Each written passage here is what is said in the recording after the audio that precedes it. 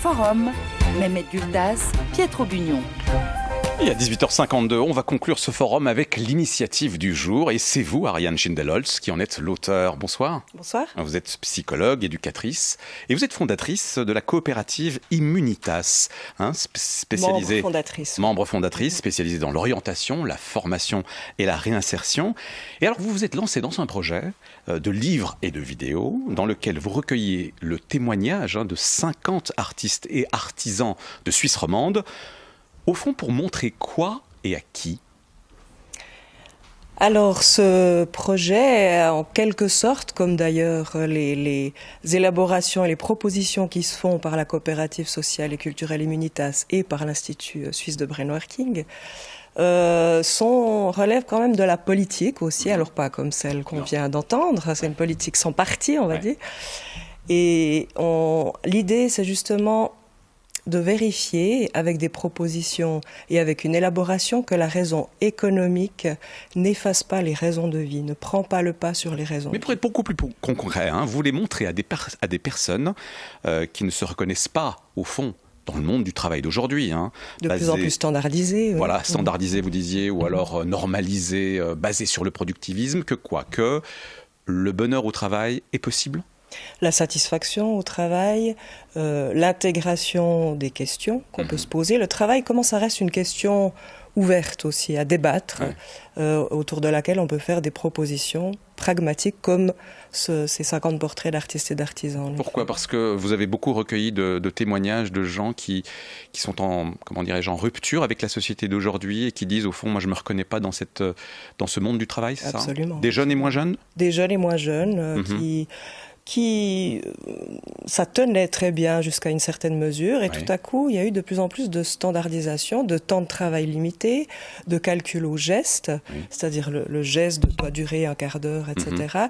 Donc l'idée, c'est un peu de dire, mais le geste, il n'existe pas sans texte et contexte, en fait. Voilà, on parlait à un moment donné de l'homo economicus, on n'est pas non plus des homo roboticus, je ne sais pas. Les robots viendront de toute manière, absolument. Voilà, et la particularité de votre démarche, Ariane Schindelholz, c'est que vous y associez des personnes, justement jeunes et moins jeunes, qui sont en rupture avec la société. Pour quelles raisons ? Parce que vous vouliez qu'ils aillent à la rencontre justement de ces artisans et de ces artistes ?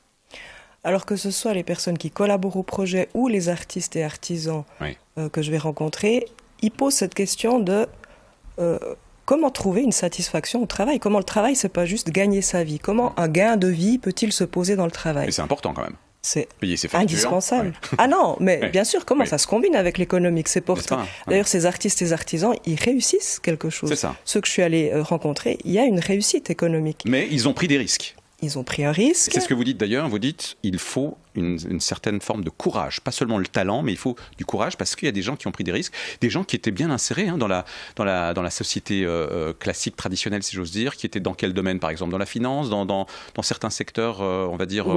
certains dans la banque, dans les assurances, dans l'industrie métallurgique. Et qui à un moment basculent, qui se disent, au fond, j'en ai marre, ça n'a plus aucun sens, cette vie que je mène.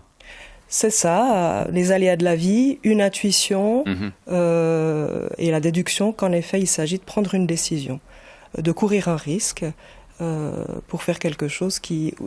Hans Cerny, qu'on est allé d'ailleurs interviewer par ailleurs pour un autre projet avec l'Institut de brainworking, parlait de commande intérieure, c'est-à-dire comment on est à l'écoute de cette commande intérieure justement. Et alors, on comprend bien l'objectif social de votre démarche, la nécessité de voir autre chose. C'est aussi une invitation à réfléchir sur, je dirais, notre conception du travail dans notre société, à la peut-être réinventer. Clairement. Je pense que dans la plupart de ces portraits, ces gens se trouvent à un carrefour entre invention et tradition, si on peut dire, quoi. Un carrefour où, à un moment donné, l'expérience est valorisée et non plus effacée. Ce qui est quand même une question que posent aussi ces personnes qui collaborent au projet. Comment l'expérience est valorisée aussi. D'accord. Alors, on n'a pas parlé des artistes et des artisans, justement. Qui êtes-vous allé rencontrer ?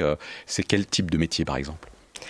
Alors, il y a un oculariste avec ses deux filles, il y a un luthier, il y a un meunier agriculteur, il y a un herboculteur, il y a une designer en costume, il y a un promoteur de dispositifs artisanaux et ingénieux, qui est aussi inventeur, qui était certisseur en joaillerie, là aussi, qui a dû réinventer un métier.